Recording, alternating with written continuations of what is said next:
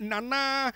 Appiah Sarfo Kantanka Otosumienu wodo ani kiremu ewo Kuropon a nana ono no mekire atwema Wabiaja North district Asantema Tema say na sabredi Otumfour Brempong hene na se Brempong na ekaso agire pass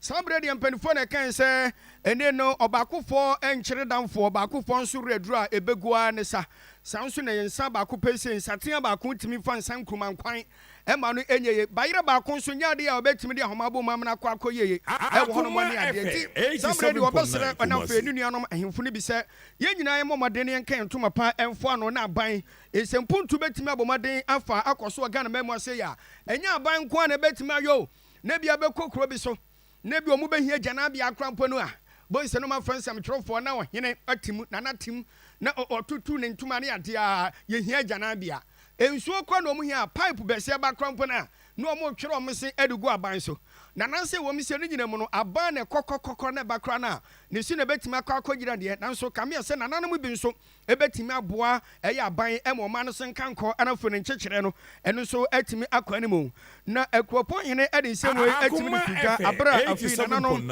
ekwa setena de toso nsia ya friends eye sitting of the Kuropon Traditional Council eno atimi ba so ema nana de sansem atudwa na abra nana ede sansem ne tudwa no no mugusunso ehwe abra nana gidie pass wo mu esi lorry station bia ewo mantemo no ma ekwa ni mu pa be so wo mu chichemu be se du okono eyenum 95% ebia nchebia no wo mu wi o mu begyan ede ama taxi drivers and of trotro drivers for se da be ye ebetimi aboama da bia bon se driver for no bon so matimi abomade na omo atimi apake cars ewo nkwanche ne ade nyina no na Nigeria pass nya de ebetimi abonti ene nam so wo mu sisa lorry station no edura ni mu be so wo mu chichemu adu okunum ti na futu sem no yabomade ne akoma no so na yatima bobi ede am yatefu no obani mu krata no so Facebook Akoma 87.9 FM no be ho se de ensem no esi etie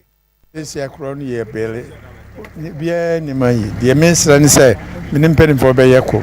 na mpuntu ya bani nyina ye de nsa som ne de koma atuso se ye pedi lord park aman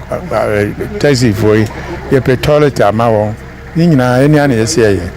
kansi mmeboa ye na o se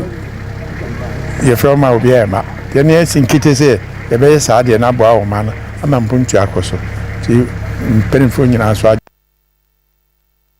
Ebishofo opania yete ne nkan Otumfour Brempong nana Appiah Sarfo Kantanka Otosumienu Kuropon hene ana de sansem atudwa na nyana nanko na kasa yo so atase mpenfo se kobi na maka bi dia ene na tase wotene fe no onko bi po na ya ne sa nana no mu bia bra dwumade ne koso omo nso nya bre ene semtrofo di nkomo no omo se omo de machi time pa ebema nana sense nana ba ne puntunyuma ekoso no nana ya de Appiah o said wasi etie teda for no waye de o makoma pe ama omo no waye ade bebrebe onde me hunu se ba obaye no waba se o ma Kuropon Otumfour ne penso so court bi no mu ana ba kuro mu kese kuro no gwa na gusu a Otumfour nti edana se bebrebe Yakopon edana na Kuropon no so ase soro wa niama